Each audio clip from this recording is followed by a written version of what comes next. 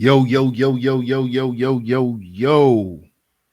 Shout out to everybody in the building, man. Welcome back to the Foundational Manhood Podcast with me and my brother, the Book of Ronan.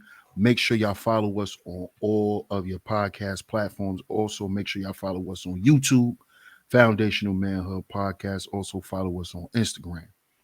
We got another great show lined up for you guys today. Shout out to the whole FMP Nation.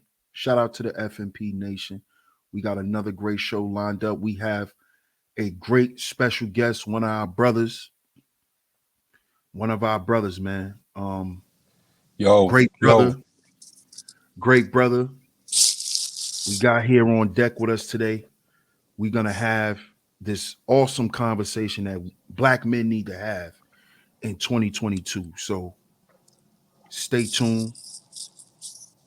We got one.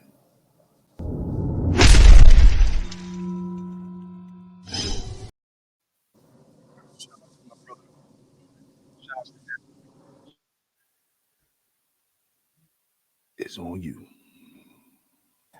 All right, gentlemen, we're back at it again. And now you have to remember, I've always said, it always takes a pussy to expose and control one.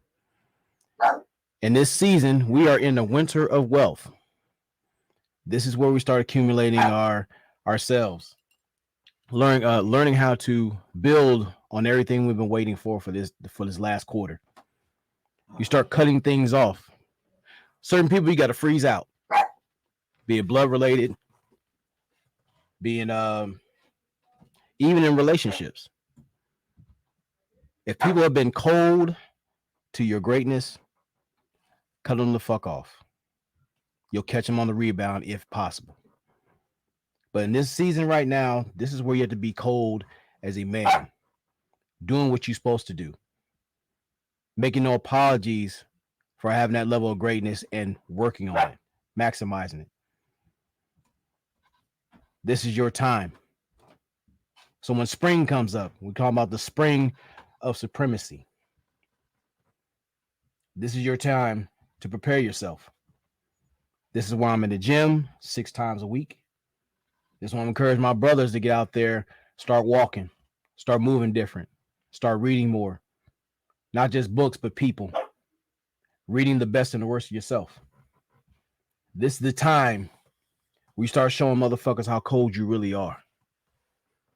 We're not talking about your feelings, being some old ice cold pimp. We're talking about cold blooded. Everything you do comes from the frozen tundra of your heart. I am the coldest motherfucker out here. You say that every morning to yourself and act on it, because words are spells. And when you do all that shit, you'd be surprised how cold a motherfucker really is when he's doing his damn thing.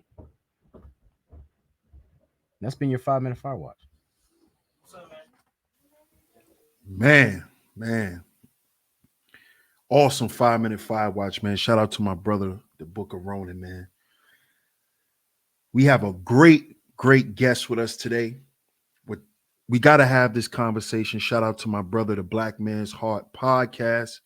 Me and him was chopping it up behind the scenes, and he was like, bro, we need to get together and sit down and have this conversation about the state of the black man's health.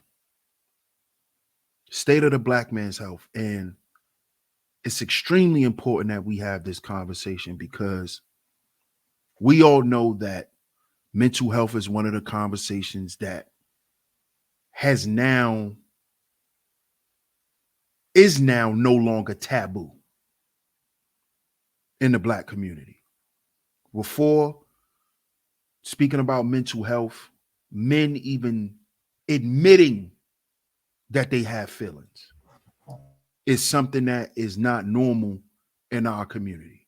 Admitting that they've been hurt, admitting this stuff is just a step within itself. And I definitely think that this conversation is needed, because we are here to encourage and inspire brothers to speak on this stuff a lot more. When it comes to being transparent, it doesn't mean transparency as in being a real nigga. Letting your nuts hang is not just you just standing on your word and meaning. No, letting your nuts hang is making sure your nuts are okay. And a lot of us guys, we neglect these things. We neglect them because we just expect them to always be there and to always be functioning correctly, because we're men. And we don't, and a lot of times it'd be too late when we try to grasp hold of our health, especially our mental health, because a lot of our physical ailments really come from how we decided to treat ourselves based on what's going on up here and in here. So how y'all feel about that, fellas? Man, salute, fam, and thank you for having me, y'all. Bro, you hit the nail right on the head, man. For sure.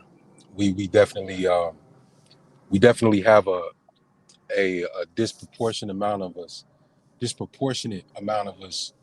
who are suffering in silence, and even more of us that don't even know that we're suffering. So this is a long overdue, and even for those of us that have been having a conversation, even like we need to have it more consistently, just those check-ins and things like that. So you definitely hit it right on the head, fam.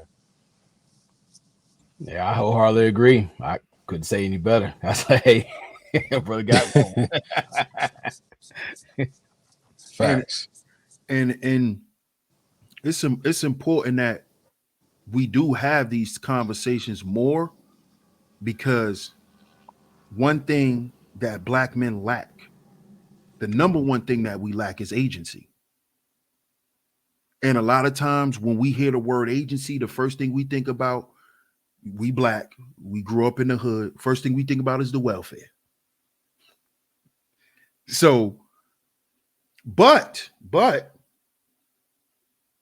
it's not, it's how we look at things, because we should as men provide welfare for one another, because When you provide welfare for someone, you care about their well-being.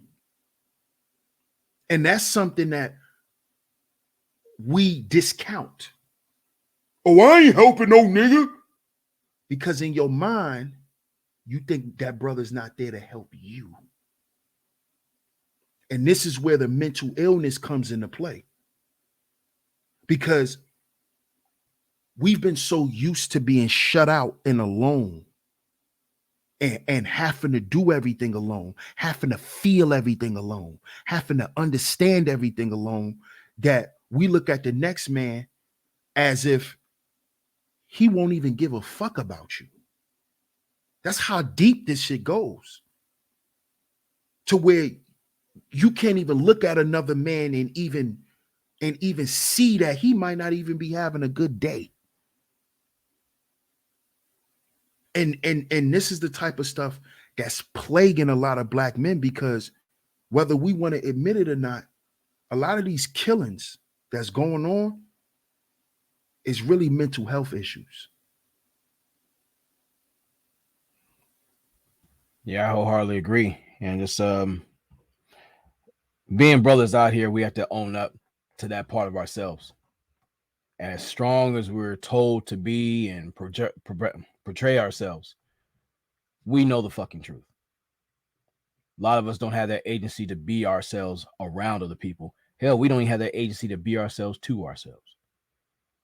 And that's something that has to end, because with all that pressure, it's got to go somewhere.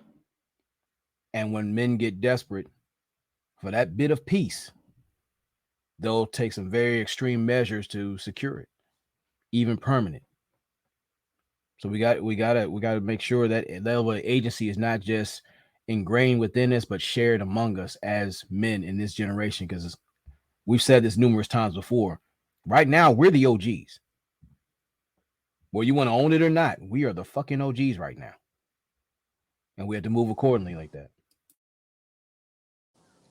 And trust me, bro, self-harm or taking ourselves out of this world, that's the last thing any of us actually want to do. We don't, I don't even think it's a thought until we know that we're completely at the edge of the cliff with nowhere else to go. Like to end the pain, to end the suffering, to end the exhaustion, the fucking never-ending cycle of torture.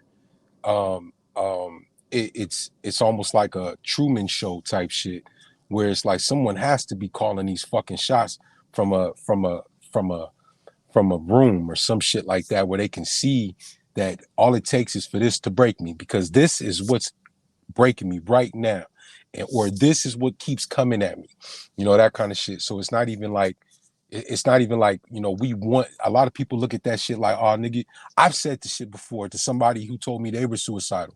I said, oh nigga, that's that weak-minded shit, because I at that point had never experienced those thoughts, those real feelings, like nigga, this is real for me, like to that point. And going through my own shit, it, like, I had to come to terms with that. This is not weak. There's nothing weak about that shit. Matter of fact, that's probably some of the shit that's gonna take the most strength, is to hurt yourself. Cause like Malcolm said, we as black men, we not of that. We don't kill ourselves. We don't kill ourselves. It could be something that's infecting us, that's telling us to do it, but we don't. That's not who we are in our ingrained. It's not ingrained. It's not a part of our makeup to hurt ourselves, because we're the type that gives so much of ourselves. We give of ourselves. But you, man, y'all are absolutely cooking right now, bro. Like, that's real shit. I agree. And I'm glad you spoke on that, because I used to be one of those as well, to say how suicide was weak. But with me experiencing one of my best friends taking his life, and the way that he took his life, that's not no weak shit. And my brother wasn't no weak nigga. But I looked at his life, And I looked at all the shit he endured from the time he was a little boy. It took a lot of strength for him to even maintain, to live those. I think my bro was like 39, 40 years. It took a lot for him to just survive those 40 years. See, me and my friends, we come from real poverty. Like parents on drugs poverty. Not they just not making enough money poverty. No, our parents was actively on drugs. Out there on the street on drugs. This is how my bro parents were. And a lot of my bros, our parents had substance addictions when we were young. So, and growing up, you don't know how that affects you until you a teenager and the niggas you was just playing on a court with is selling crack to your mother. See, I never thought about the level of trauma that can inflict on a boy because he's still hanging out with them. These are still my friends. These are my friends. So now it's like, how do I interpret this? So definitely suicide is definitely not no weak shit, because I look at my bro and I think about how much he was broken down to where, like you said, it's nothing else I could do. It's either I jump off the cliff or I'm gonna fall anyway. I just want the pain to stop. Like I want motherfuckers to stop seeing me go through this shit, and I want to stop going through this shit. But no matter how hard I try, I keep going through this shit. It's like quicksand. And at some point, you realize that you in quicksand. Fuck it, that's just what it is. And I'm going down with it. There's no use in fighting, because every time I fight, I get deeper in this shit. Like, that's how fucked up it is. And it causes mental health issues. Motherfuckers that think, oh, I'm born with mental health issues. No, you're born with triggers that or environmental conditions that will cause mental health issues. Like you said, dealing with that shit from the time he's young. You know what I'm saying? Like, imagine dealing with some shit or being made aware of some shit from the time that you are able to recognize yourself as an individual, 7 years old, maybe even younger. You recognize yourself as an individual. I'm somebody that needs to eat. I'm somebody that has needs. From that time, recognizing that shit, being made aware that your life is different from other people's. Your parents are fucked up, or your environment, whatever it is. Shit is just different. Now, growing up, no matter how hard you try to make shit right, or to right the wrongs, or whatever the fuck it is, the more fucked up shit happens. You get assaulted sexually as a kid. You get abused physically as a kid. You get bullied. All of this shit that we go through as men, as black people, but as black men, especially being big black men. Don't be no kid that's bigger than most of the other kids, because now you're a fucking target. Don't be no kid who dresses differently or who doesn't have expensive name brand shit, because now you a target. And this is how it is for us growing up in these areas, because we're mimicking our environment. But a kid is not built to these. We were not made to survive or to thrive in those environments. So what you get is, you get from elementary school on up, you get groups of us that are suffering, don't know we're going through shit, but we're mimicking these environments and bringing that shit to school. We're involving our partners in that shit, exposing them to certain shit, and now they're traumatized by us. Kids are traumatizing kids, is what I'm trying to say. But it's not a thing where it's the kid's fault. It's the kid who is a product of their environment.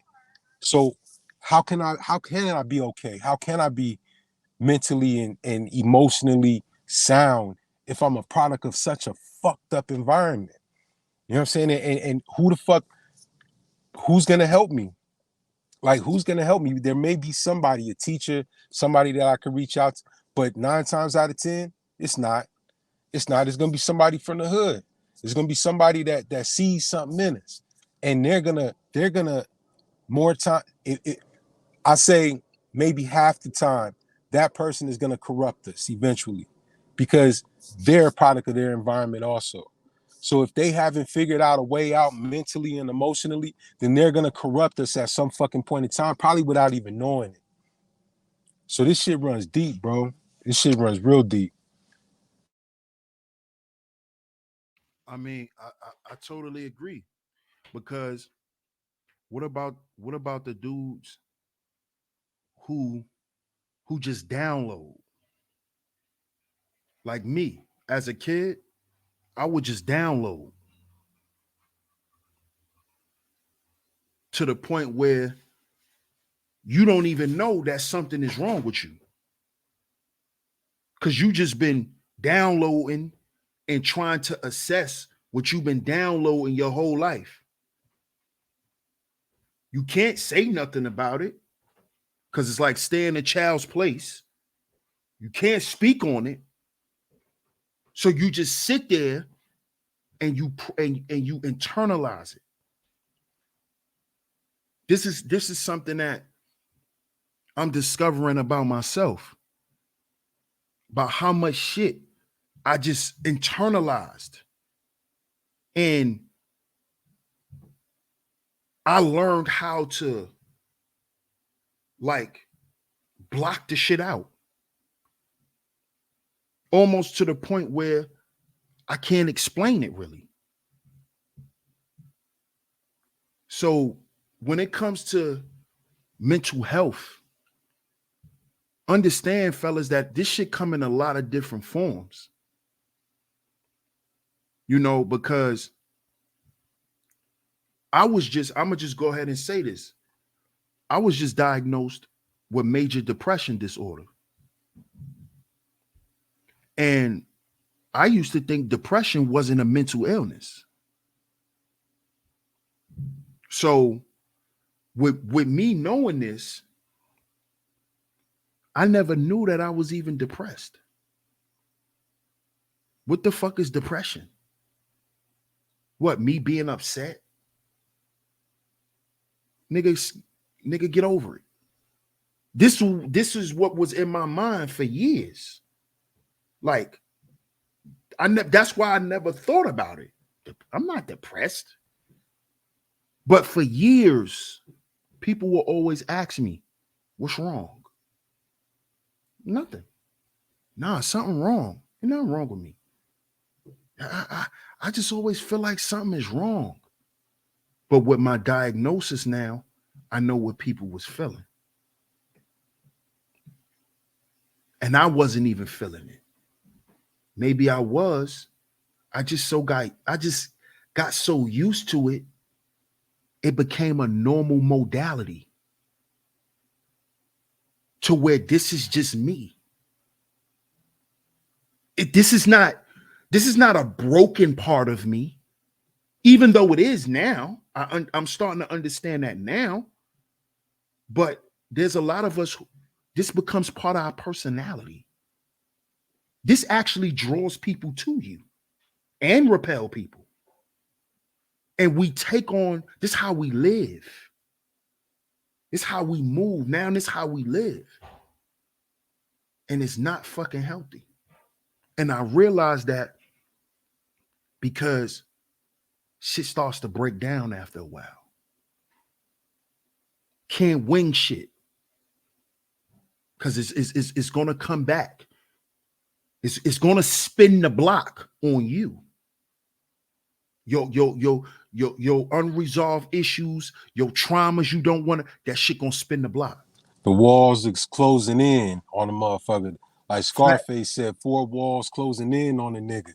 That's how that shit is, man. That's they was talking about mental health in that song. We was just thinking, oh, my mind's playing tricks. No, nigga, that's paranoia. that's guilt, that's survivor's guilt. That they described so much shit in that one song that it let me put it like this.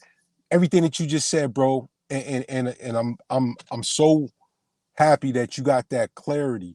You know what I'm saying? Because now being able to put a name to something, or a label to something, being able to tag it, you can say, all right, I know what to deal with now, or I know what to work on now, versus not, or versus being oblivious or just living like that. Um, it's a it's a it's a it's a way that we live with shit like that and design or build our identity around that shit, or allowing that shit to create an identity. Like you said, it'll attract some people because that sickness or that darkness is creating its own identity, something that we can live with. But it's killing us in the long run, because now we got these whether it's headaches, stomach problems, fucking anxiety attacks, we get this nervous feeling around certain energies or around certain people, like that shit that we felt in the beginning, but we just started living with that shit. So hell yeah, man, it's it's a thing that I saw in the mental hospital, bro.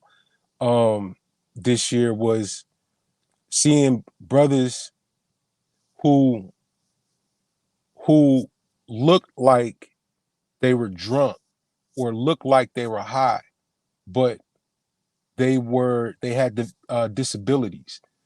And they were coming in there on the weekends. So the weekends in the mental hospital saw an influx of black men.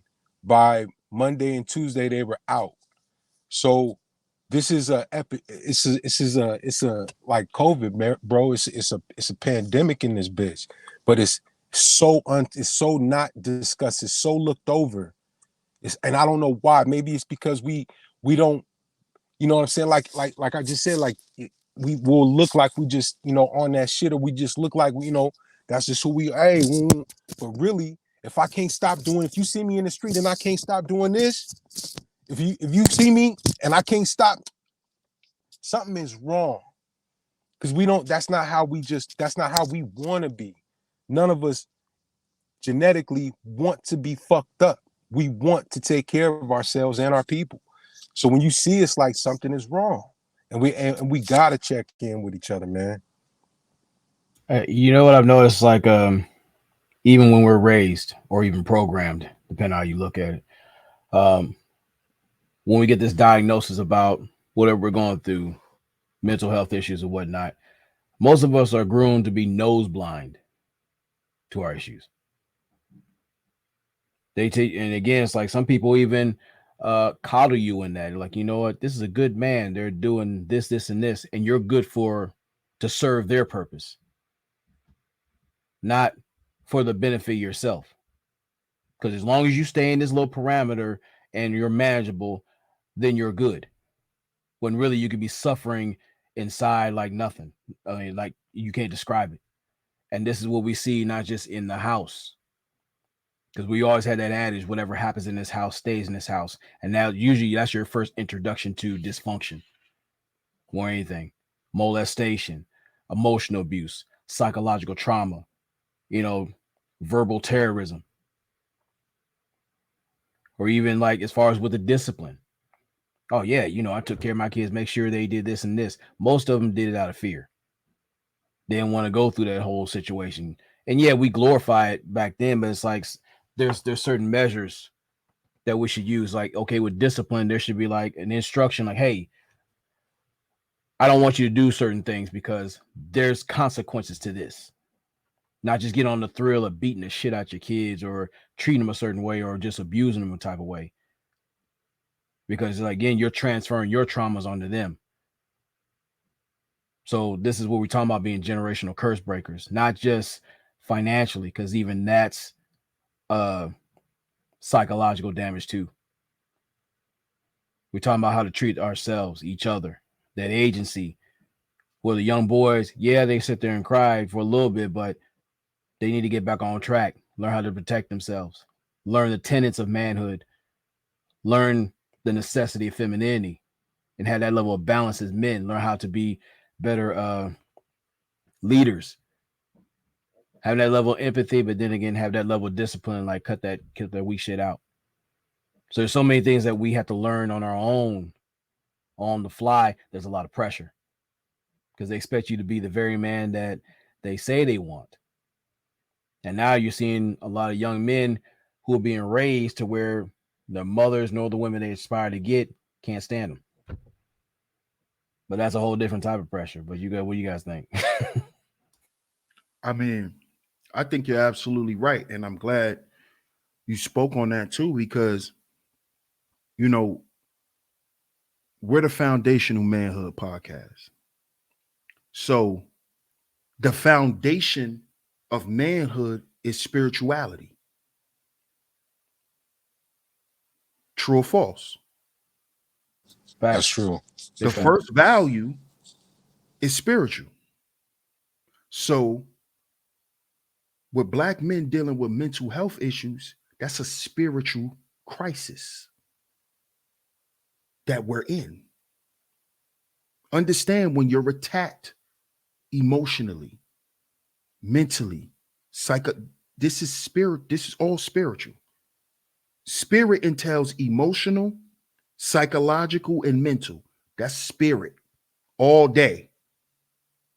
A lot of people think spiritual is some clandestine ghosts, woo, type of shit. No, we're not talking about religion. So with Black men dealing with mental health issues, it's a spiritual crisis, which then leads to, this is why it's mental health.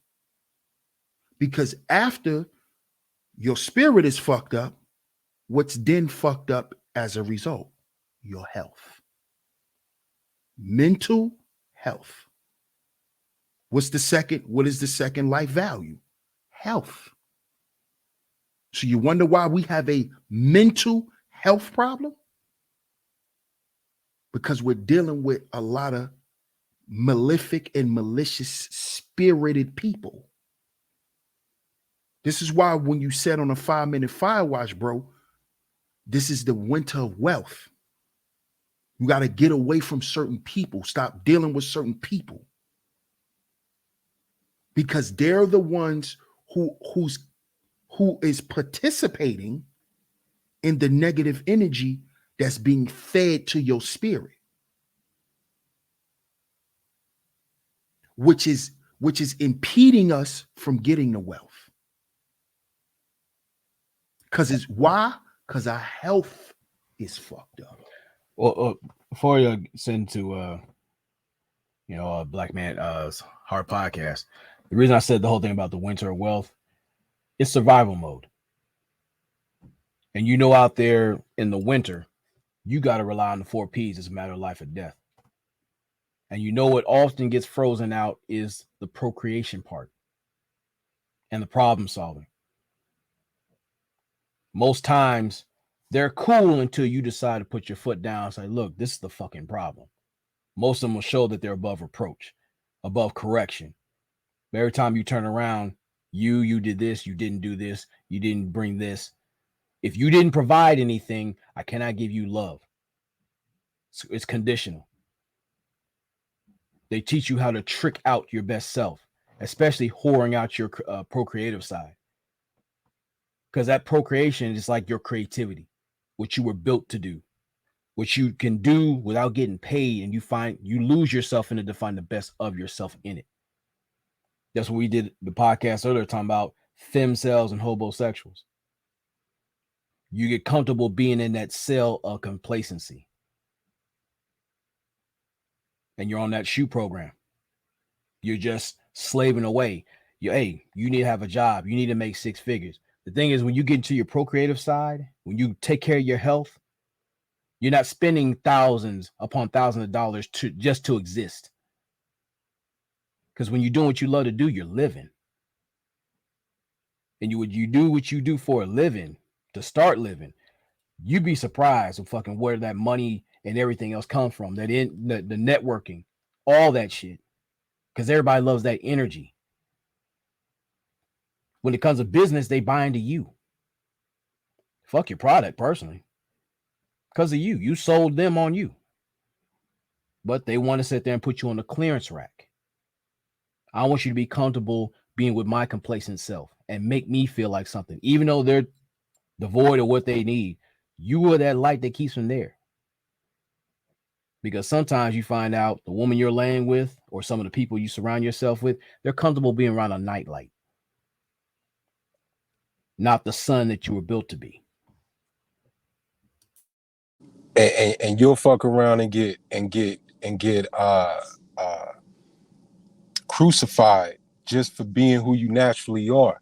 Like a motherfucker could see, oh, this is a 5-star general in the making. They may not be a 5-star right now, but they got a few stars that they working with. And I want, like you said, I want to be around that, because we exude this, I don't know what the fuck it is, but we make people feel safe, protected, looked out for. Like, that's just who we don't got to have shit in our pocket.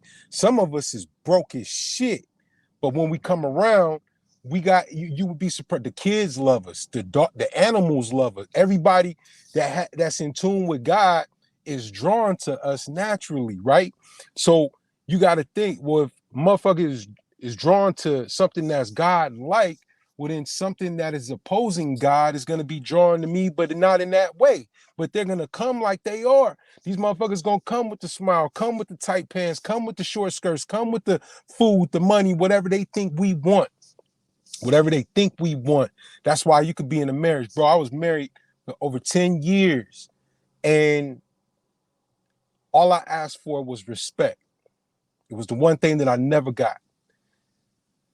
Still haven't gotten it.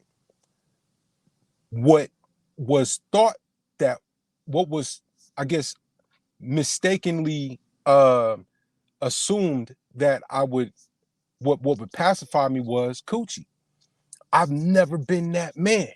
I've never been that man to just let coochie run me, to let money run me. It's like, nah, I'm always, from the time I was small, I was working on a higher level. It was like, if something is not right, it just ain't right. I don't give a fuck what it is.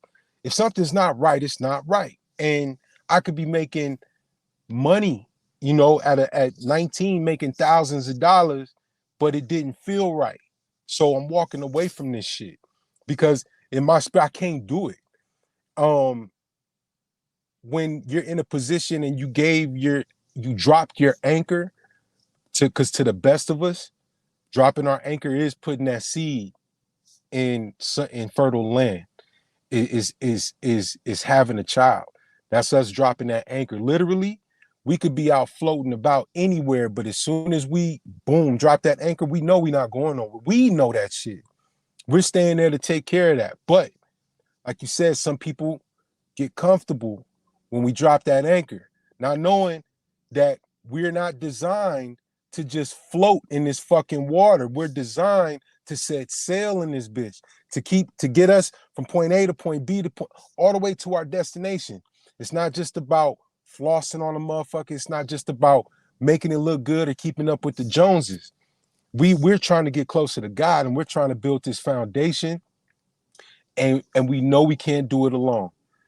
But that puts us in it makes us vulnerable to the hyenas, vulnerable to the vultures, vulnerable to the motherfucking bottom feeders.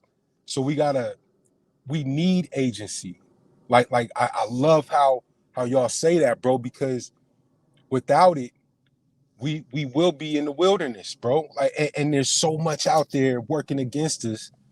It's not even a conspiracy, bro. I've talked to brothers about this shit in jail cells. You see this shit. There's an influx of us. There's a gang of us in jail for the same shit. How the fuck is there 15 of us in here with the damn near the same offenses or the same crime, the same whatever, all of us saying we didn't do this shit. Come on, bro. Like it's got to be something to this shit, man. And so, man, it thank you for this for this conversation. Everything you said, Ronan, that shit was 100% true.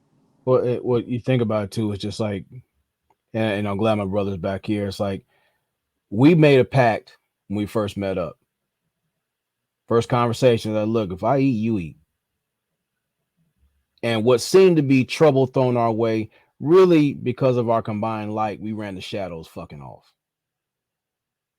We had to. Because we came prepared to work. We knew that where we were was not where we wanted to be. And we was looking to make a difference. Now, there's some people who want to hang on and believe that, we on the same page. But you let your light shine long enough, you start seeing the shadowy motherfuckers out there reveal who they really are. And then within 2 years, close to 2 years, out there doing shit that most people weren't even thinking about doing because we had a plan. We didn't know how to get there, but we started speaking life into our vision and things just happened. We can't even explain half the shit, personally. That shit that happened in July, best trip ever, my personal opinion. And not only did we get that creative recharge, which helped us mentally because we was on the verge of breaking, but we was able to network with other people, do a collaboration with, BGP, having a good time. Every day we woke up rested, which hasn't happened in a long time.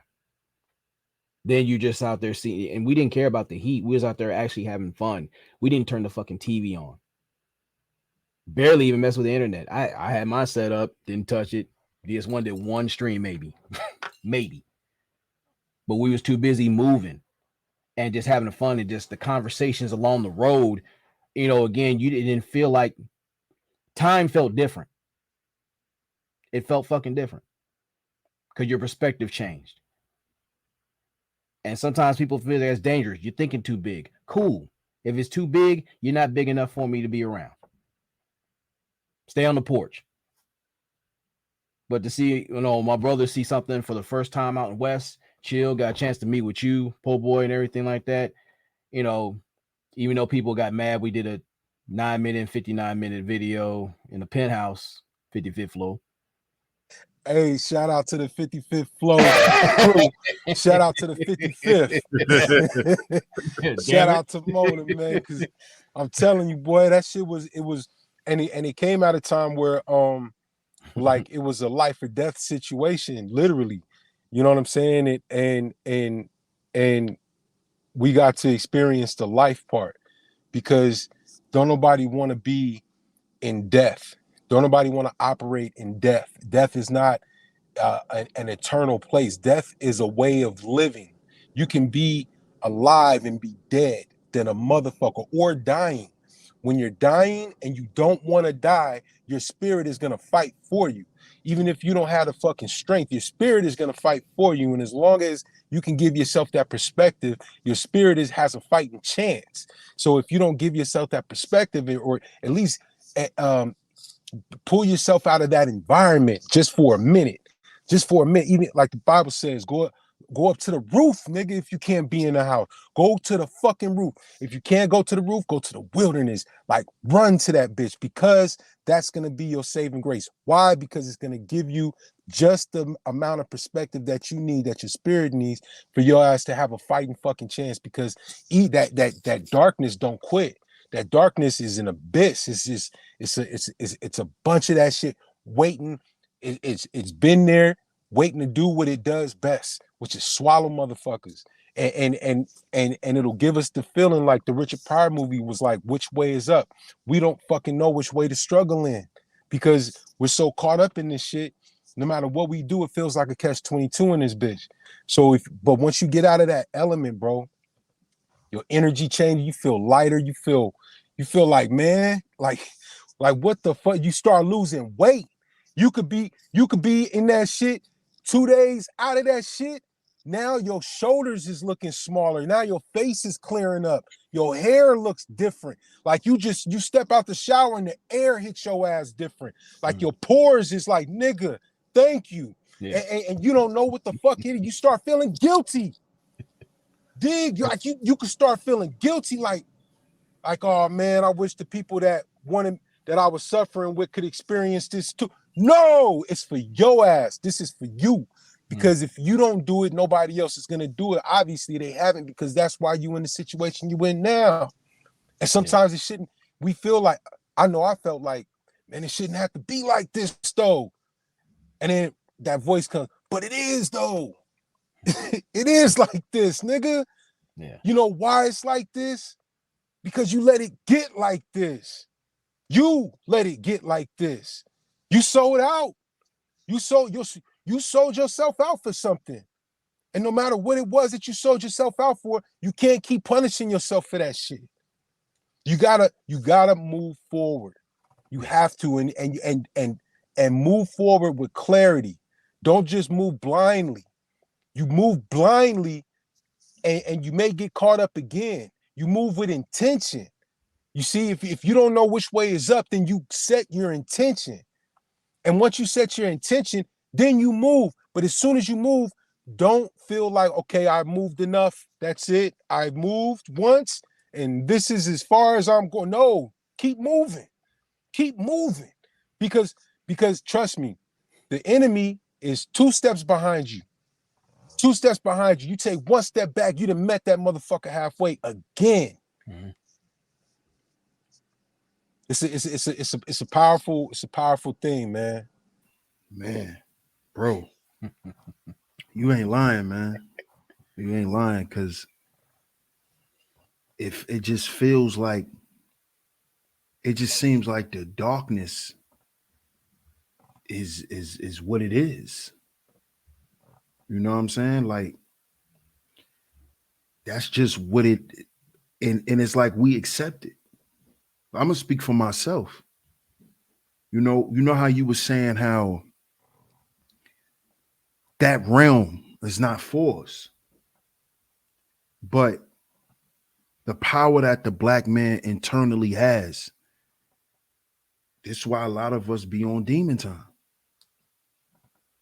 because that's another way that the darkness swallows you. You become part of it. Yeah. You then begin to take instruction from that.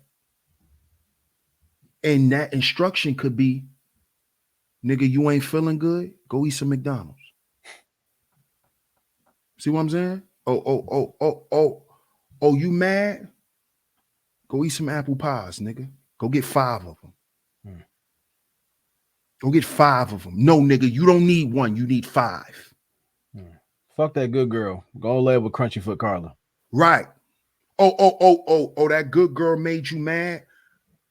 Go lay up with Swamp Tank Stacy. and really fuck up your life. Give her that baby you always wanted, nigga, because obviously don't nobody else want you. Yeah. Yeah. Or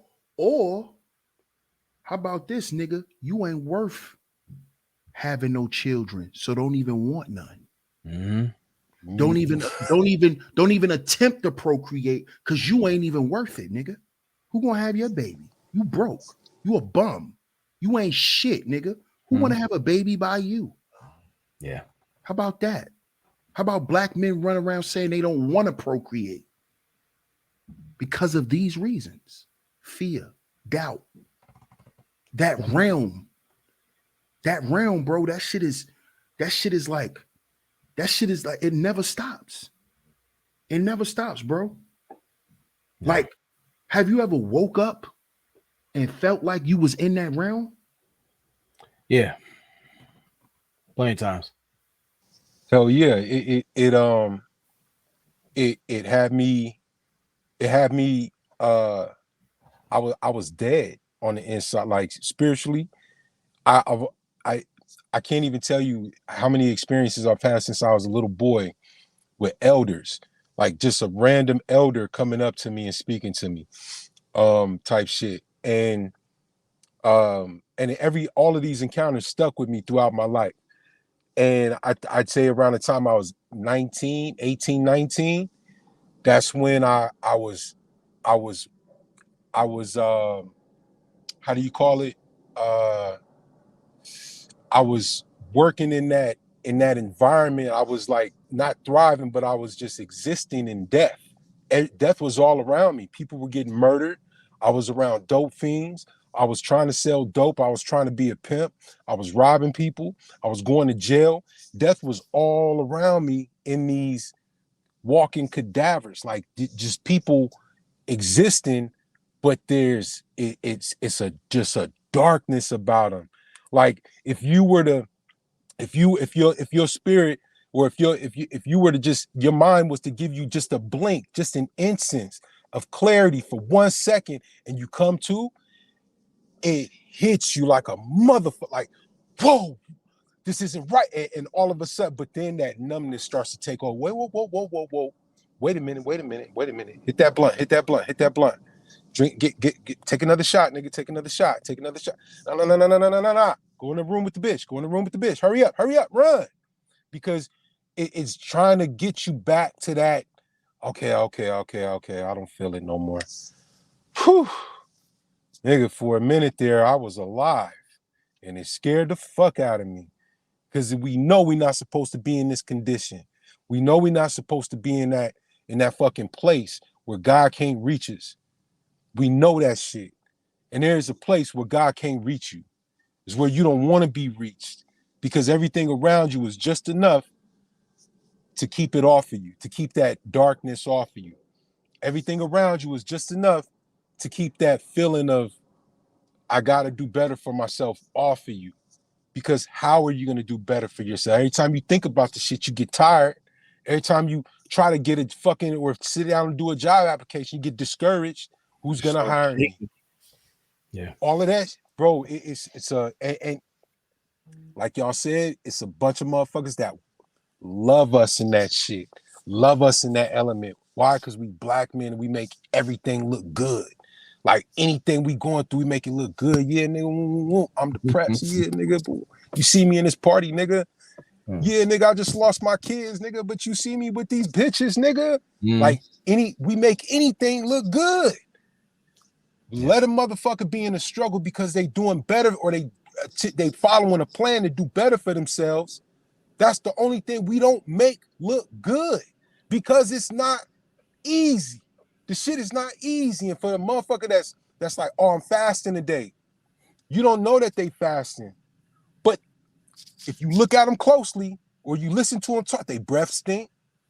they lips might be dry. If you look at them closely, they don't make it look good, but they're not supposed to complain either, because they're on a journey. But see, we as black men, we suffer like this. We suffer because motherfuckers expect us to keep operating at a level of perfection, a level of nothing is wrong, a level of I got this. I don't need nobody else, because when I make it, I want to say that I did it myself, type shit. That's not how shit gets done. That's not how shit even works. They didn't even build this country by themselves. They needed somebody to do it with them, and they needed somebody to fund them. They didn't just, come on, bro. Like when y'all say agency, bro, it's such a powerful term, because without it, we don't have the 55th floor. Without it, we don't have the foundation. We don't have it without agency. We have to have a cement man. We have to have a carpentry man. We have to have somebody doing HVAC. We have to have an electrician. We can't do all of this shit by ourselves. It's not going to be stable. Well, you make great points. And the thing is, like, every man fasts different. Some of the guys are fasting from fellowship. You got guys fasting from fatherhood. Some are fasting from masculinity. But again, you start seeing what that person's diet's about, why they're doing the certain things they're doing. Like you said, just like they'll run and find their vices and whatnot. But solid men run to advice. How can I become better? How can I be a better architect, not just for myself, but for my brothers, my peers? I want to build something that'll outlast me because the time I've been given is finite. I got to make this shit count. And me being a man, what do I look like squandering that time for a long period of time? What do I have to show for it? How will you be remembered? That's one of the many things that is set before us as men, that we have to find for ourselves. And also for my brother, it's like, I want to give him props for doing his thing. One of the best parts of the trip was seeing him transform from who he was before the trip to what he is right now. People would say he's been on fire, and some people want him to sit next to the bricks. I said, mother, I am a brick, and I'm building shit. It's a big fucking difference. And you can just tell by just the content, how he moves, do what he's supposed to do, even in spite of the things he's dealing with. You get that spark of ingenuity and motivation. That's all a nigga need. That's all he need. Bro, Ronan, fact, and I don't want to take up too much of the floor, but fucking facts. That's all we need sometimes. Is just to know that brother exists, because in him I can see myself, type shit. And if I know that if he can do it, I can do it. That's all I need. And to me, that's a part of building that what is it? That brotherhood right there. It's just you living like I told bro. I said you speaking on shit just without fear. You can hear it without fucking fear. Lets me know that I don't need to be fearful of shit, because you're able to speak on it, which lets me know I'm not alone, bro. Like, and that shit is so fucking powerful, because for so long I felt like don't nobody feel me. Like don't nobody understand what I'm going, and why would they even want? Who am I? I get treated like shit. I must be shit. But somebody that looks like me, sounds like me, damn near come from the same experience. You can hear it in the motherfucker's voice. Don't give up. You don't even got to say don't give up. All you got to say is, what's up, bro? You good? And I'm not going to give up, because I already know it's somebody out there is looking. They got my best interests at heart. And they don't want nothing. They're not asking me for shit. They're not exploiting me. They're not abusing me in silence or all of the shit that they even do for me, that they take credit for. They not throwing it in my face. This motherfucker is just there. So I can't let them down. I can't let them down. That's the big brother. That's the father. That's the uncle. That's what we need to have, bro. That's brotherhood, like a motherfucker. And that's exactly what a lot of us are missing. Because it's too many of the big bros and the uncles and the fathers that's like, fuck that nigga. Fuck that nigga. He get it how he get it. I ain't have shit growing up, so I don't give a fuck what another nigga got. That is a sign of mental health. All of that. If I got it like this, you got to do, nigga. Then that's not manhood. Number one, men don't operate like that.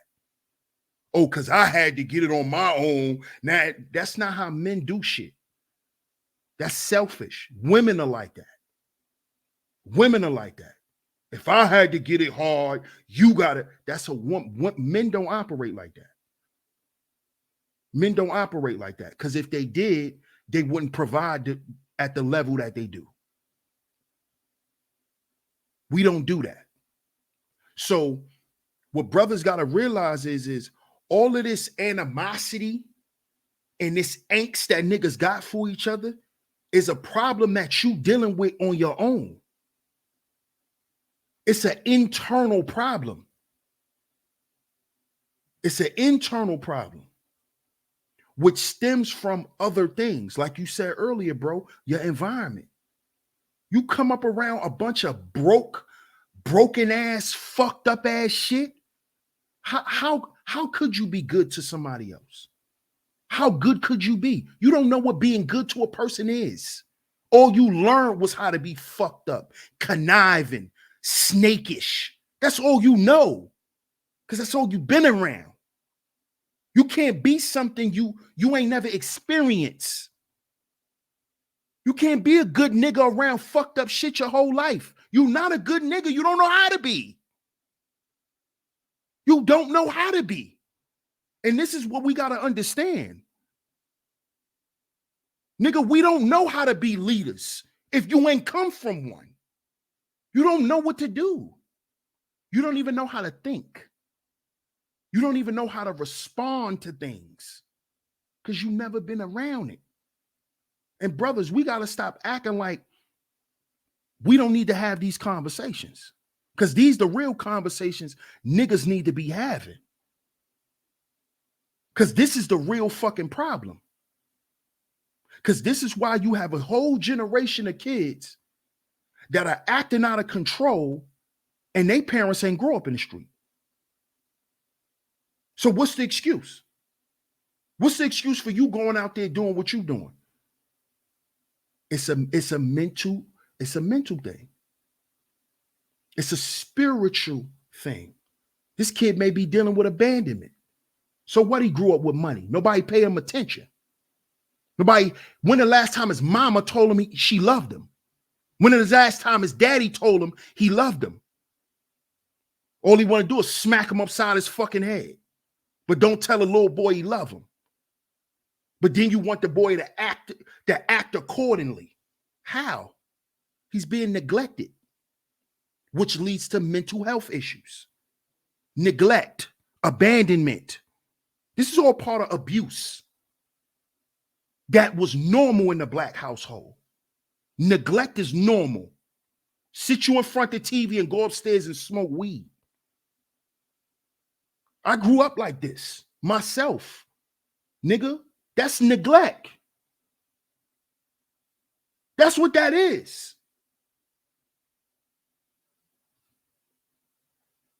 We can make it into what we try to want to make it into being, but that's what it is.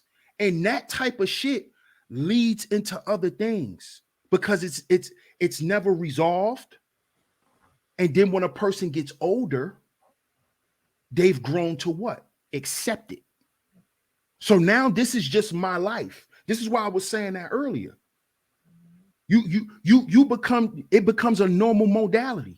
This is just your MO. This is just how you move. It's not that you're being that way intentionally.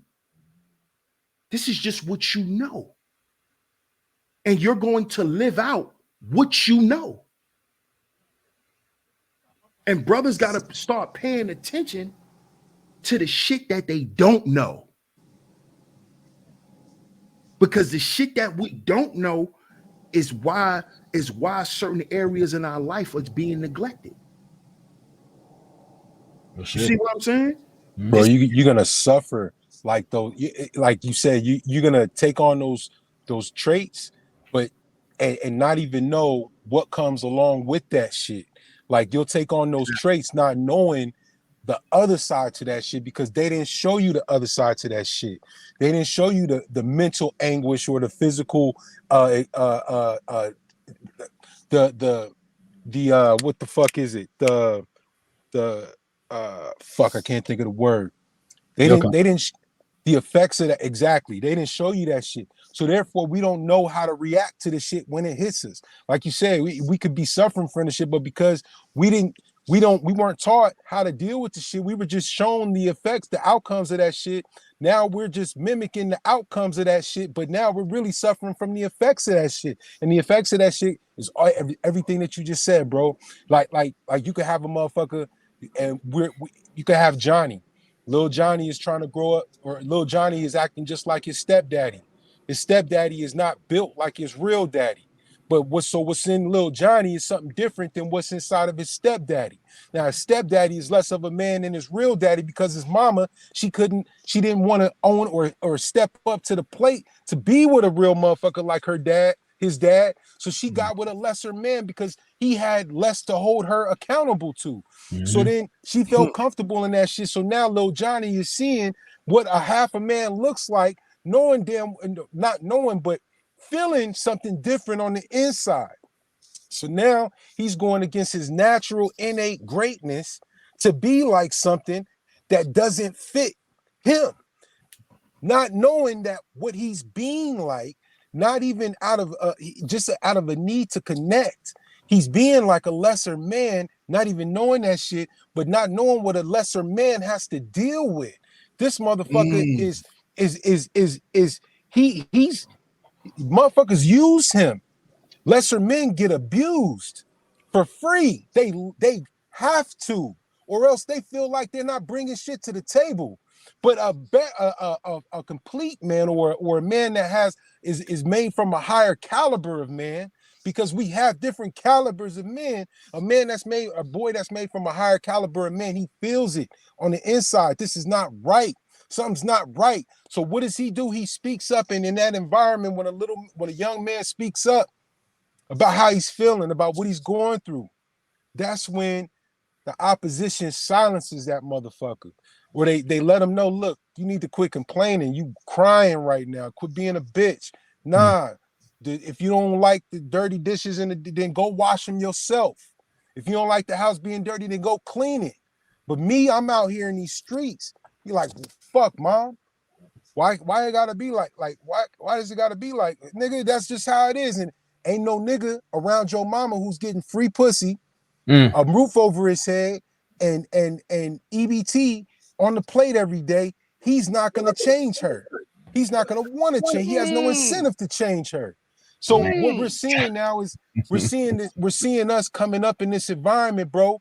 That's really, I would even go as far to say that it's singling out those of us that come from or that have that higher caliber in our DNA, because it's singling out that gene, that one fucking gene, and it's trying to turn us into fuck boys. But we know that that's not us.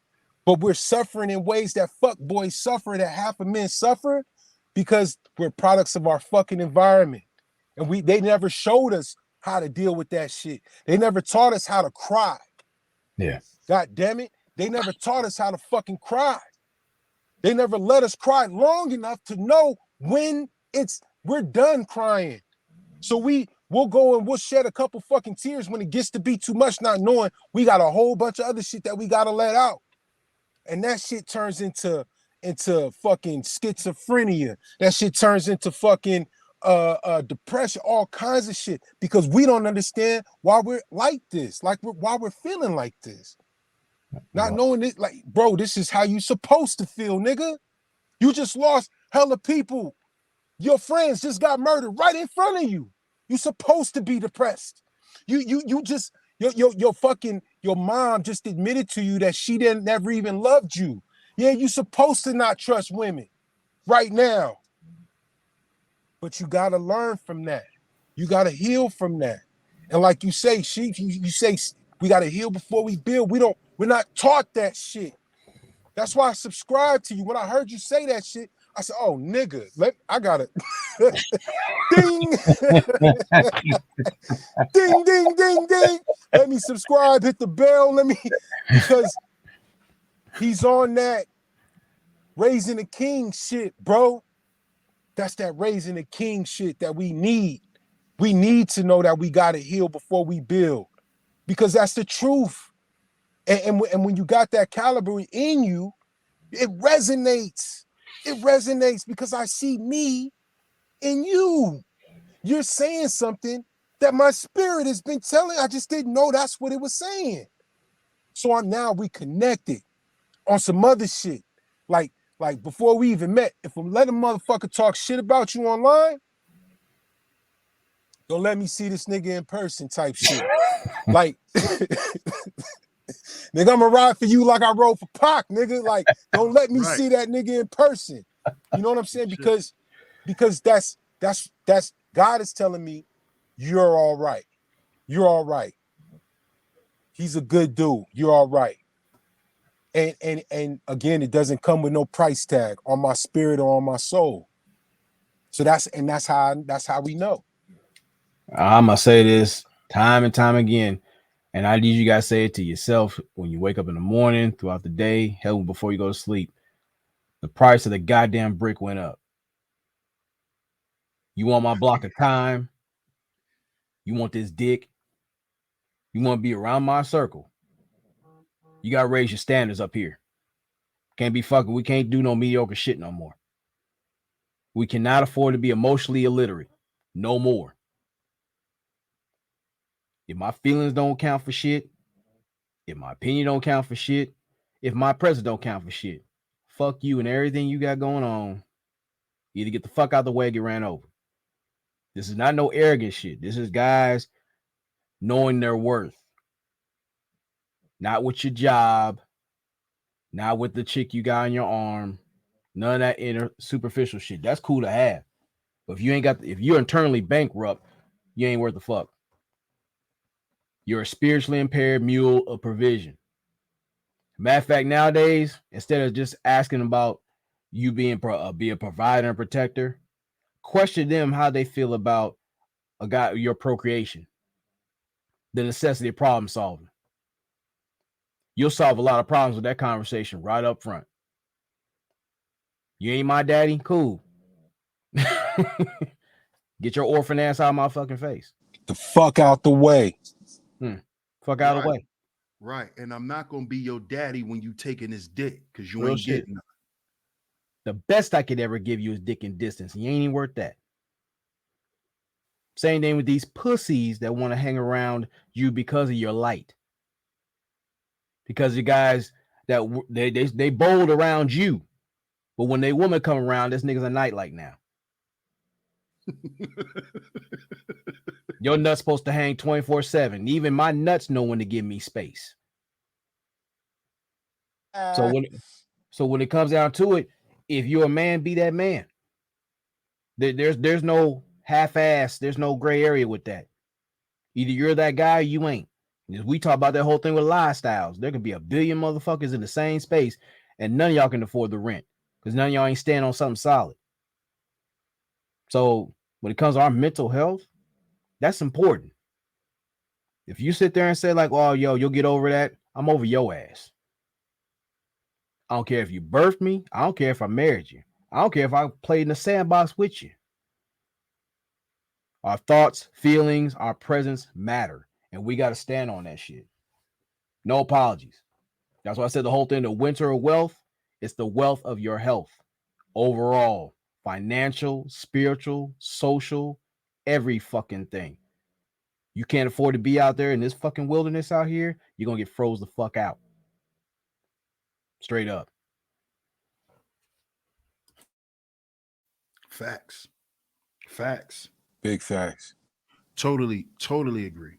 Totally agree because it's time for us to insulate ourselves from bullshit motherfuckers.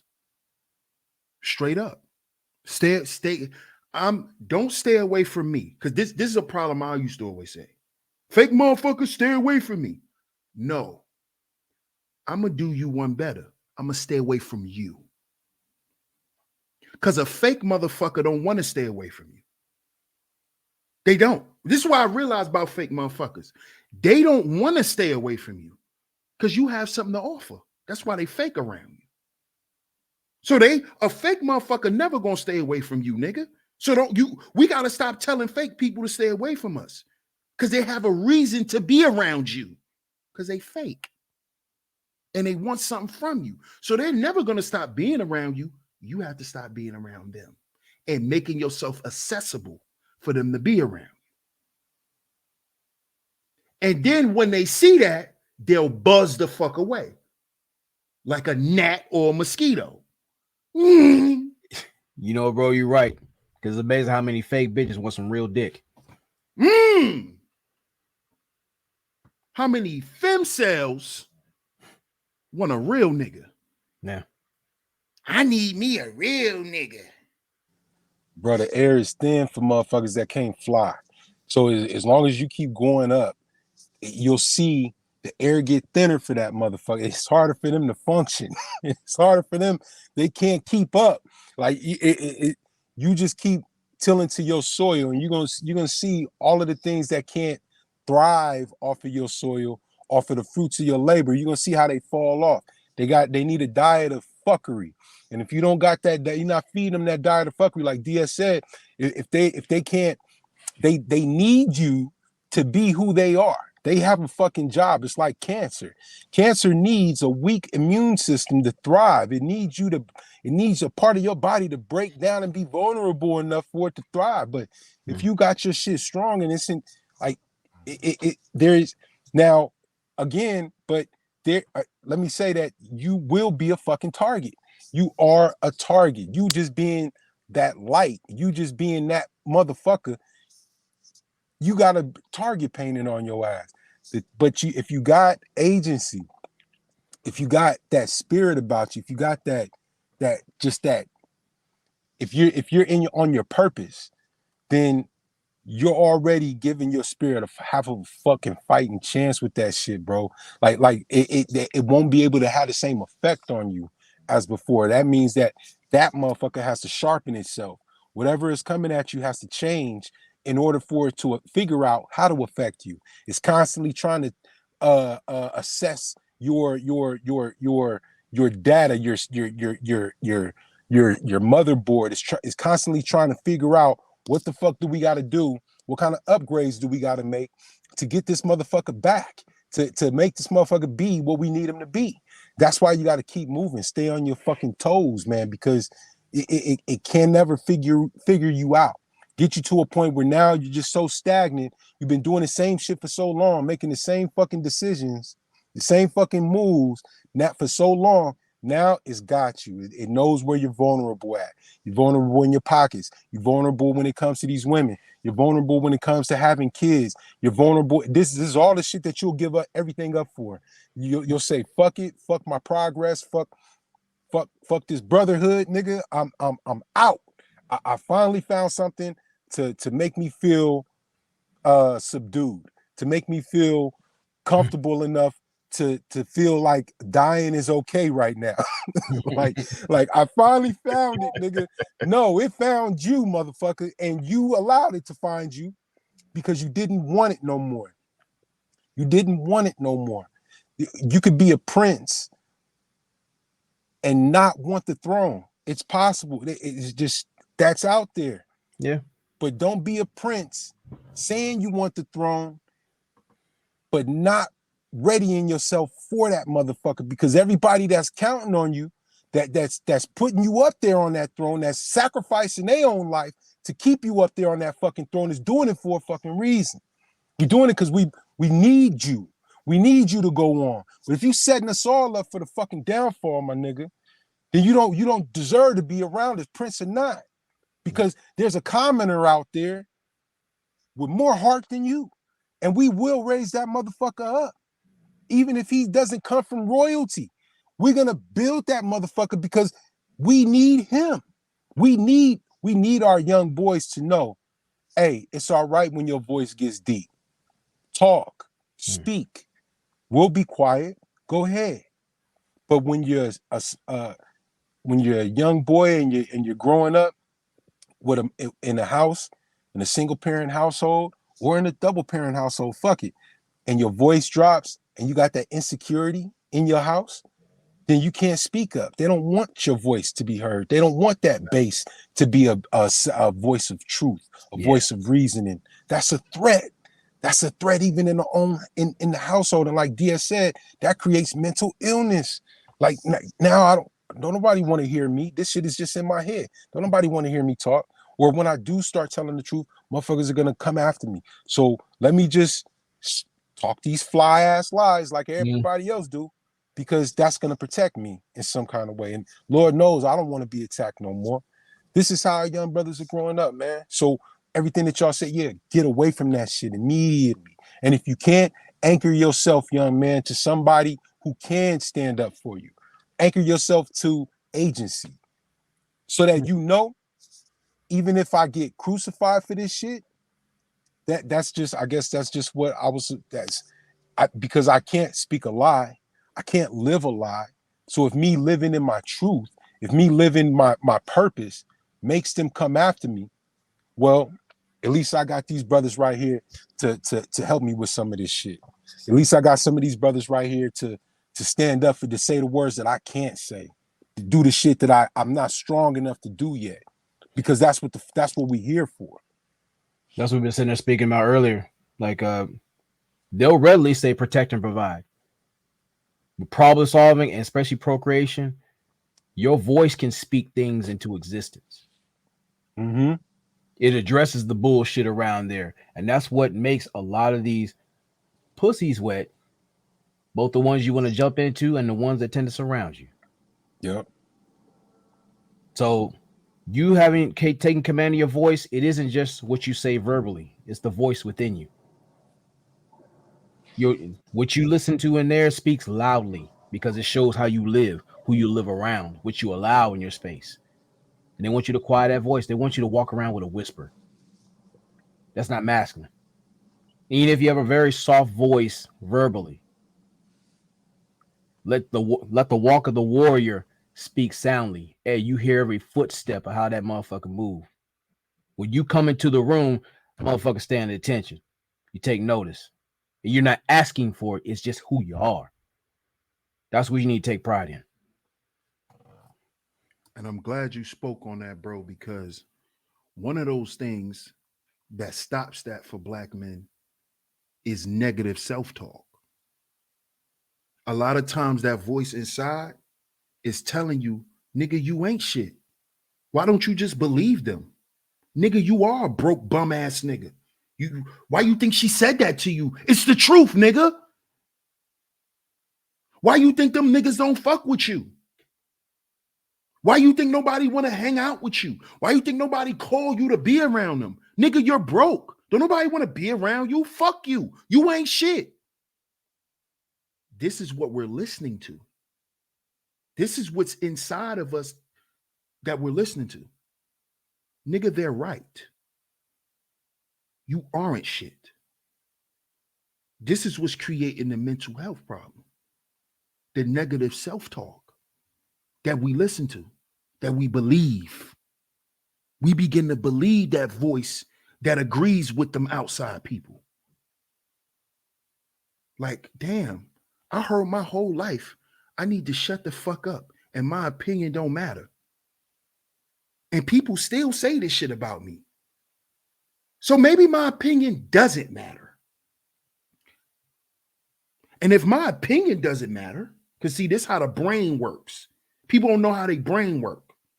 If my opinion doesn't matter, my voice doesn't matter. If my voice doesn't matter, my fucking existence doesn't matter. So why the fuck am I here? I might as well kill myself. Because if you don't want to hear me, I know you don't want to see me. And this speaks to what? A man's value. When a man don't want to be seen or heard, nigga, why the fuck do you exist? And this is what men are dealing with. Why do I exist? But look who they are. But look who they are feeling. They feeling the nigga that's saying a lot but not saying nothing. They feeling the nigga that's bringing shit to the table, nothing but shiny shit to the table for a limited amount of. Every tax season, this nigga got something for us. Where every fucking every time the new product drops on the block, we might be eating good for about a week. About a week, we got burgers and fries and shit like that. Other than that, but this is who gets the women. This is who gets the cars. This is who gets like this shit. And it's not all of them. Mind you, it's not all of them. Every once in a while, you got a hood star, a motherfucker that's saying the right shit but living the wrong life kind of shit. But you got these motherfuckers that are winning, or it looks like they winning. And these are the people that we're being told to look up to. It's like, all right, boy, if I start speaking like, if I start acting like this person and speaking like this person that the hood don't celebrate like that, or that my friends, we look up to this dude, but everybody else, is saying that, oh no, this nigga just wasted his all. This nigga just he think he too good. He think he went to college and came back. Now he think he too. Look at that nigga. He ain't got no car. Like right now, he don't got a car. 5 years from now, we don't even see this man no more. He's gone. But we're still looking at Johnny's stepdaddy. Johnny's stepdaddy is still out here doing the same shit, saying a lot, but talking about nothing. And we're listening to this nigga because he's all we got right now. Is this nigga's stepdaddy. But he's the only nigga with a daddy in the house. Fuck looking at the brother down the street that's doing this thing. It's like we uphold the wrong role models. The wrong role models. A lot of rappers don't have our best interests at heart. A lot of NBA players forgot about where they came from. Like it is a lot of that shit going on. But we're buying into this shit. We're buying the shoes, we're buying the music, and we're saying this shit over and over again in our earphones. And then, so like you said, it's programming. We call each other nigga so much that we forget what is a nigga? What is a nigga? Because you call me brother and it makes me feel a certain way. You call me king and it makes me feel a certain way. But every time I see you, every time I'm laughing at you, you dumb nigga, you stupid nigga. Hey nigga, come here. It's that. What is a nigga? Because I'm being programmed by this shit now. All I want to be accepted by is niggas. All I want to have in my circle is niggas. I just want to be a down ass nigga. When I'm listening to these songs, I just want a broad to look at me as a real ass nigga. I don't want her to look at me as a man yet, because I'm not ready to be a fucking man. I'm trying to be a nigga. Let me figure out what this shit is first, instead of let me figure out what it is to be a man first. Let me figure out what it is to be a brother first. Let me figure out what it is to be a king and live in my innate greatness and working that shit first. We don't have that. We don't have that shit. So when you're saying heal before we build, what you really telling me is that I'm being distracted right now by anything that's not healing me. I'm being distracted because I need to address my trauma first. I need to address my mental health first. That way I can build on some shit without having to go back and relay a structure or a foundation again. Well, this is why I focused on. This is why I focused on the other part about problem solving and procreation. Get back to the source. That's part of your problem solving. I ever since last year, going into the gym, I go in there 6 times a week now. It helps with the therapy. Just like in there to work out, I have a personal trainer. I sit there, eventually go talk to him on here. And it's just like you're able to focus on things. You channel that anger into a way where you can benefit from it, instead of internalizing it and giving yourself all these issues as far as like an aneurysm or things that are messing with your cardiovascular system and all that. You start putting sweat equity into yourself. Learn how to handle things, emotional management, which a lot of us are dire need of. You're not worried about what everybody else got going on. It's like, look, this is my fight. It's me against me. When you start winning consistently against yourself, you could beat any fucking body out here by running on your own race. And the procreation part is the other core of you. I was built to do shit. Some of you have multiple gifts. My brother's a great orator. Fucking just does the shit. Like, and it's just like it's like nothing. And that's like, look, doing this thing. What is my gift? My gift is art.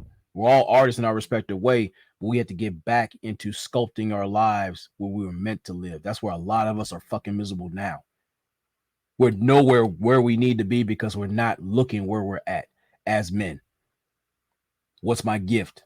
What brings me peace? What brings me purpose?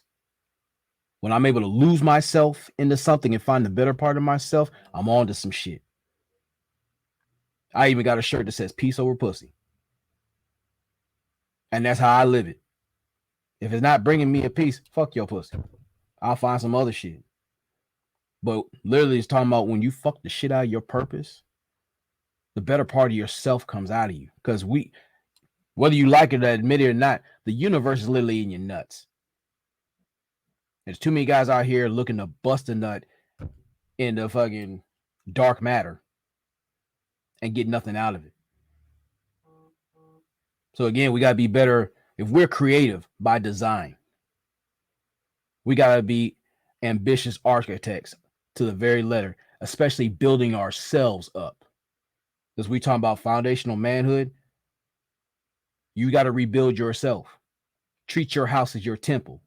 That way, you give other guys a blueprint how to rebuild themselves and how people to and women and people around there to respect the place that you built. Problem solving, procreation, protection, and provision. All of it is a package deal. Since everybody wants to say the whole bundle. When you start doing it that way, that's how black men start taking themselves off clearance.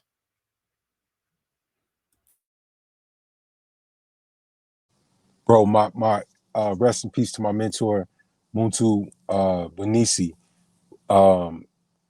He told us after we went through a rites of passage thing for manhood, where we addressed our trauma and our cycles and things like that. He told us at the end of it, he said, a lot of y'all have changed a lot from the time you came in here till now, which is only 3 days.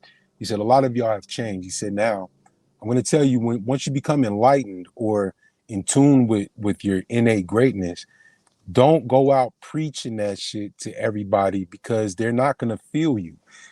If he said it's enough that you've changed, you're now, there's a light inside. That light is now uncovered. There's nothing, there's no more layers of all of that bullshit that you were dealing. He said, now that you're that light, that light, be that light, and motherfuckers are gonna come up to you and ask you, how did you do it?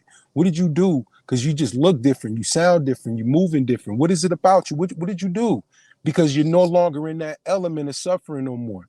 You're no longer that person. Now you're who you were made to, destined to be. You're becoming that who you were destined to be. They're gonna want to know how you did it. That's when you tell them everything. That's when you lay it on them, or that's when you give it to them, because then they're receptive to it.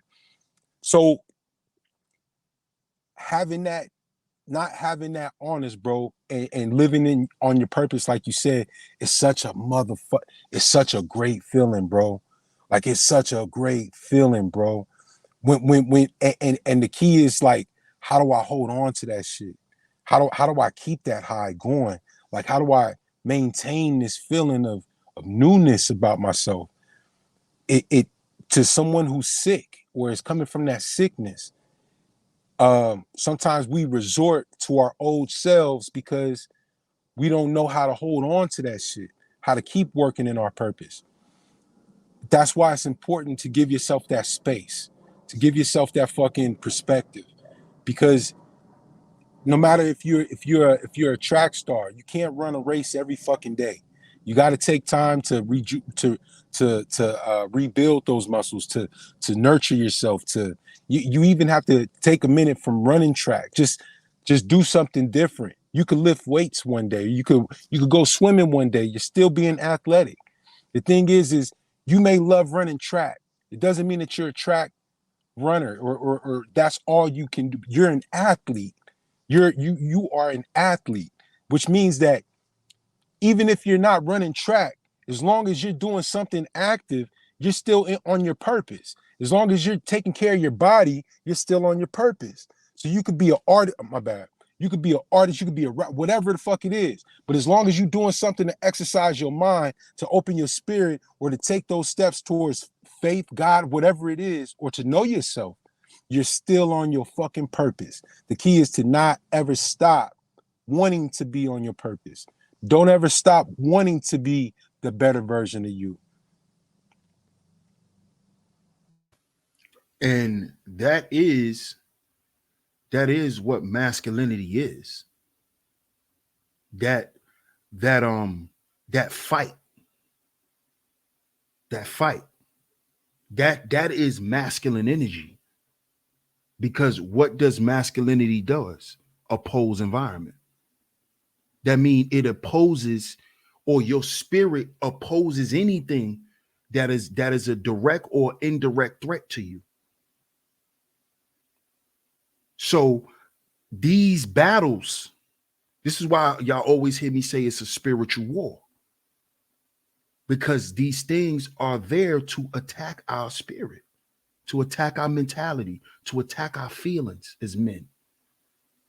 Because just telling men and raising men with the concept of shut the fuck up, don't cry, wipe your eyes, you a man, is an attack, is a spiritual attack by an evil entity. Because those evil entities, when they cry, they kill. When they cry, they destroy. And that's what they're trying to get us to do, which a lot of us black men have been doing because we've been told not to cry. So when we cry, everybody better get out the building because I'm going to blow this motherfucker up. And that's what the devil wants. This is why I always say it's a spiritual war. Because when they get you in that place of feeling like you're not man enough to overcome this shit, falling victim could be committing a heinous crime or committing suicide. This is why in the Bible they tell you suicide is of the devil, that the devil convinces you to kill yourself because God wants you to live. So only the devil will convince you to harm yourself and to take yourself out of here, because that's his job anyway, is to get you to get the fuck up out of here, because this is his place. So if he know your purpose, especially brothers like us, the attack on us is going to be extremely heavy. Get that nigga. Make that nigga upset so he could keep eating ho-hos and Twinkies so he could catch diabetes. We don't need this nigga voice. We need him in the hospital on a respirator so nobody could hear his voice no more. See, this is how I'm starting to view this shit, y'all. Attack Ronan's mentality so he don't create. So he don't want to draw. So he don't want to create. So what you do, you tell him what he creates is nothing. He's nothing. What he thinks doesn't matter. What he thinks is minuscule. So he don't create. You, how do they attack you? Same way. But what do? They attack your family. Why? So you could go crazy because you a Capricorn, you a family man. Father. That's what you about. That's what I'm about. Ronan is a rising Capricorn. That's what he's about, family. So, but who attacked us the most in our lives? Family, goddamn it. Wait a minute. You see this shit? Hey, and it's like I said, it will figure you out, right? Like this I call it the darkness because there's a lot of names for it, but eventually what it feels like to me is like an abyss, like a darkness, like just a swallowing. It figures you out what you care about the most, what you're willing to risk it all for. And I was raised so you're going to grow up one or two ways without having a father in the house. You're going to grow up one or two ways. Either you're going to feel like, all right, I'm going to have kids and I'm never going to leave them, or I'm never going to have kids. Fuck a family. Now, I grew up feeling like when I was 12 years old, like I know I want to be a father because I was taking care of my siblings. One of them was in diapers and I was the only one he would stop crying for. Whenever I come home from school, I was on duty every fucking day. Like that's just how my mother would go out. She'll leave on Fridays. She'll go out to the bar, whatever it was, and I'll be at home with my little brother and my sister. And I knew I wanted to be a father so bad. They bought me a fucking Cabbage Patch doll for Christmas. And that was they said, oh, Barry, now you got your own son. and I was mocked, like made fun of for having a doll. I gave it to my sister 2 days after having it. Like, I don't want them no more. Fuck it. But inside of me, that it hurt. You know what I'm saying? So growing up, it was like, I'm gonna do anything I can to be a father. Now, when I got to be 19 and started seeing all of these murders and shit like that, it was like, bro, I gotta have kids now. I need to have kids so that I could leave something behind. I think my thinking, I need to have kids in case something happens to me. It wasn't until maybe a few years after that I was thinking, what the fuck is wrong with me? Like, I can't have kids and leave them. The fuck? What sense does that make? But it didn't stop me from wanting to have kids. See, I was still of the feeling of the thinking like something is gonna happen to me, nigga, because it's just meant. It's gotta happen to me. Everybody, all of my father, his father, they all died of these fucking crazy ass in their 40s. So something is gonna happen to me. But it didn't. I kept putting myself in situations for it to happen, and it wouldn't happen. So now I'm like, all right, what the fuck? Because I can't have kids. I made it to 30 without having kids. I can't have kids. I want kids, but I can't have them. I don't want to live no more, but I'm not being killed in this bitch. And ain't nobody coming for me. So what the fuck? What am I even living for? What is this shit for? If I can't have kids and if I can't I can't. But I'm talented. I'm acting. I'm on a mic. I'm doing it, and motherfuckers love me. But none of that shit makes. I don't care about none of that shit. I don't want none of that shit. This shit that I do that I'm great at, I don't want it. I just want the shit that I can't have. Babies, a family, and stability. These are the three things that I want that to this day I don't have. These are the things that I fought for. So what you're saying, bro, like, this shit is so fucking true. We can become so overtaken by the shit, the distractions, the shit that's meant to bring us down, not even realizing that's not what God wants for you. Because obviously you don't have it, motherfucker. You don't have kids because you weren't meant to have kids. At least not yet in the way that you want them. That's why the shit that you want, you're not getting. Because I don't want you to have it. It's not ready for you yet. Dinner's not done, motherfucker. Stop trying to look in the oven and for some shit that's not ready yet. Wait a minute. Prepare your table. Wash your hands. Wash your face. Get ready.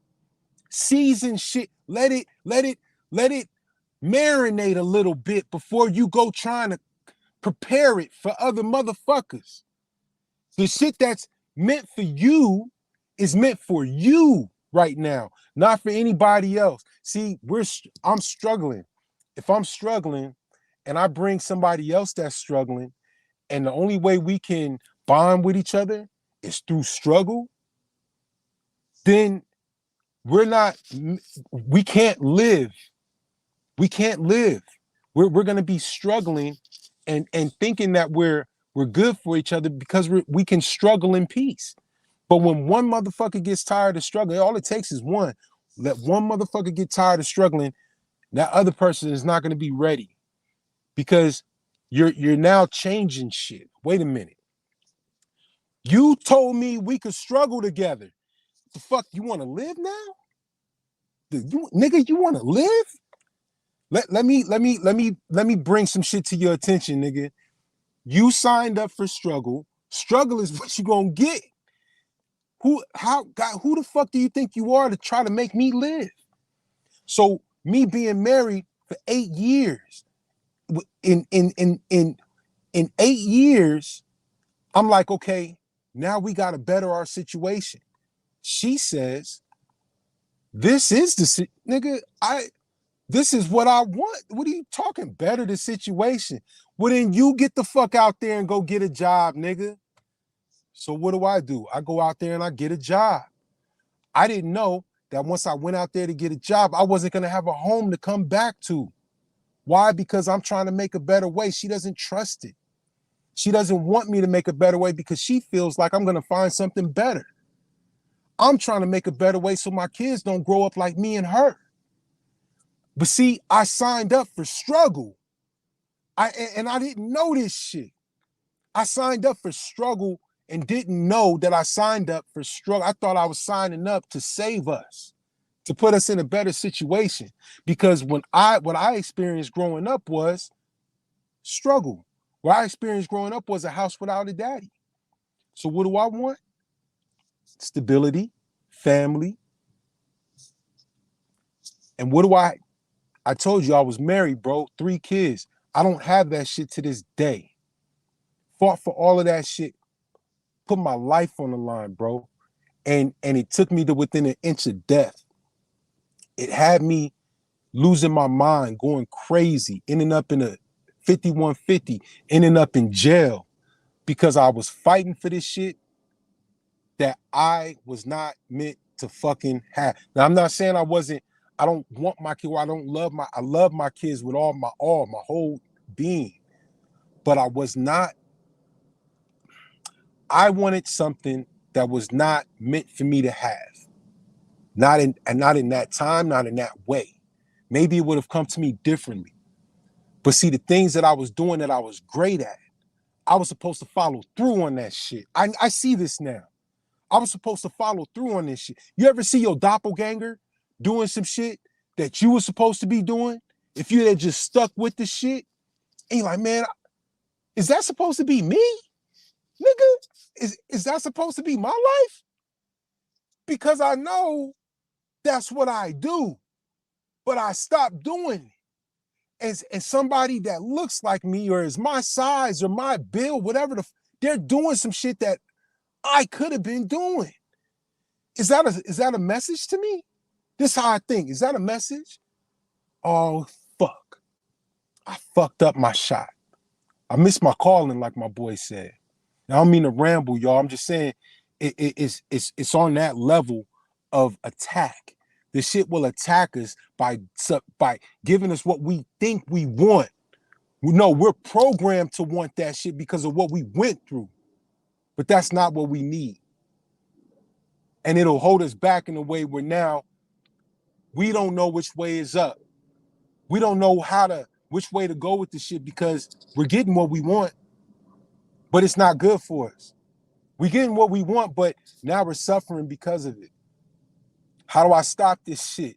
How do I make this shit stop? That's how. Because now all of this shit that's attacking me, it can't get to me no more. Yeah, all of this shit that's hurting me, it can't hurt me no more. I don't have to suffer no more. But I don't want to do that shit. Something inside of me doesn't want it. Where am I gonna go?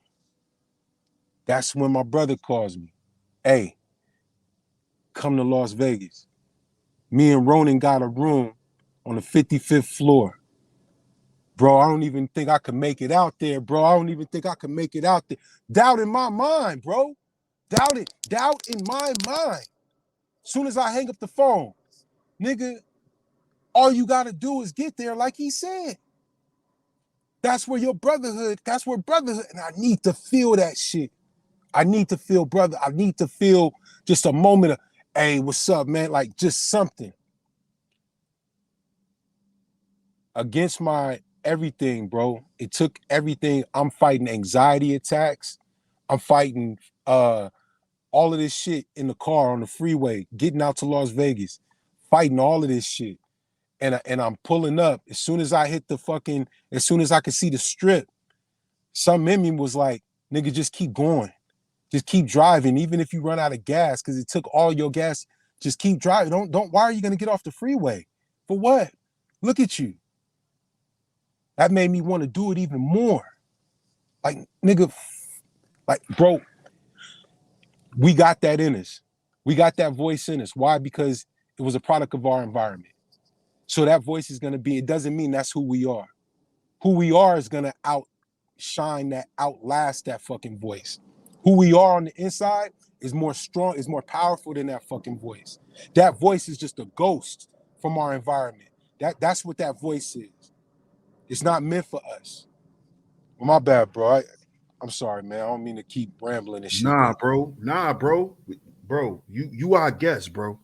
So, and you our brother. So this is a conversation that we having, and I definitely, bro, we gotta have a part two because won't want to make it too long. So we gotta do a part two, man. But just to respond to what you were saying, bro, man, that's the truth, man. Because survivor's remorse is real. mm-hmm. And one thing that you said, and this is something that I never said, but that was the reason for me taking on the situation that I was just in.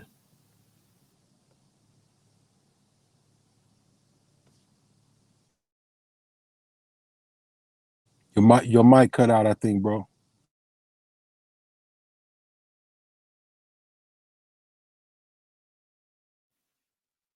You hear me now? Yeah. All right.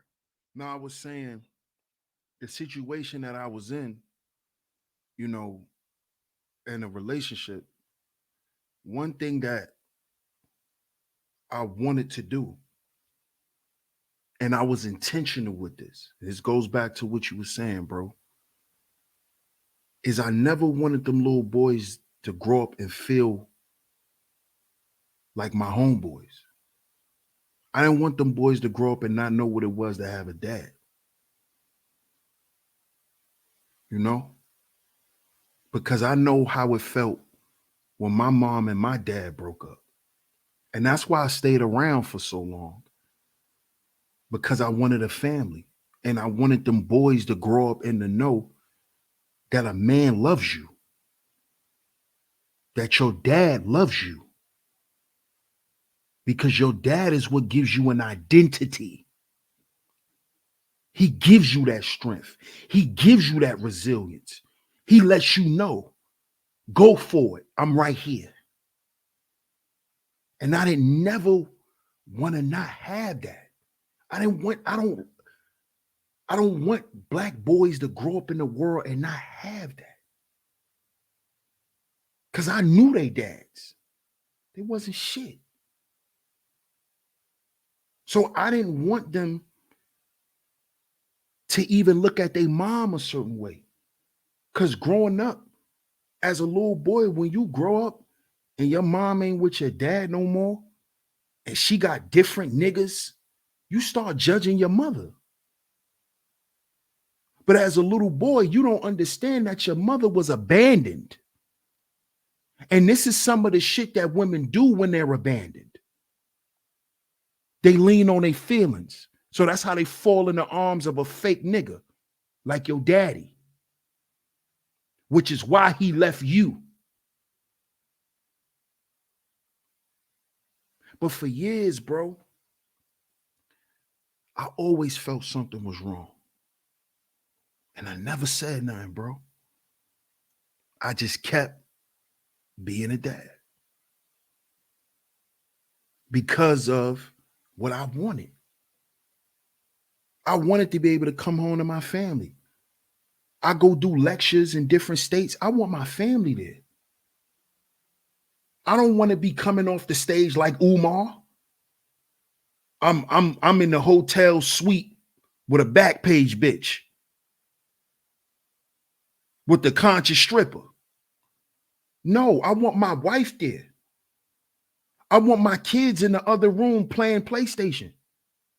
While me and my wife in the jacuzzi in the room. She bathing me and shit because a nigga was just on stage for 2 hours. This is what I envisioned, bro.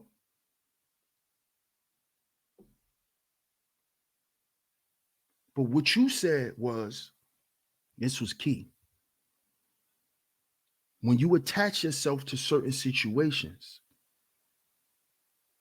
and you think you just coming in and being a man and being a problem solver. No, nigga, you signed up for struggle. You signed up to go through whatever you went through because you ain't saving shit. Because guess what? That's just how it's going to go. And it's going to go that way because of the decisions that they mama made. And the fucked up bond that was created by some shit you ain't got nothing to do with. So no matter how much it may hurt you that you no longer going to be around them, it was inevitable. And it goes back to what you said, bro. It was never intended for us in the beginning. And that hurts. To realize that hurts. And it hurts 2 times in a double way, because you feel for those children that's going to be neglected. And then you feel for neglecting yourself and removing yourself from your true purpose. Because like you said, bro, it's not that our purpose is not to have children. But who said it was with that person? Who said it was for that season? And that's why we went through the shit that we went through. Because we ignored our original purpose. And that's for us to go out in the world and to impact people the way God designed us to be. And we took a fucking detour and ended up with plastic truck nuts disorder. Because we took a detour. Because we took a detour. Trying to show somebody the way when nigga, she already took her oath. You forgot yours. Forgot the oath. That person serves somebody completely different. And look, having faith takes on a whole nother meaning when you stop leaning on your own understanding of shit. Like when you actually start paying attention to the signs. Pac had this he had this ad lib on one of his songs that said, "Watch the signs." And I had never really heard that be said like that. It was just something that I felt was like, there's signs in certain shit, like little things to look out for in certain shit that lets you know certain shit. It's like, just look out for it. Like, you know, I don't know what the fuck, how to call, but there's signs.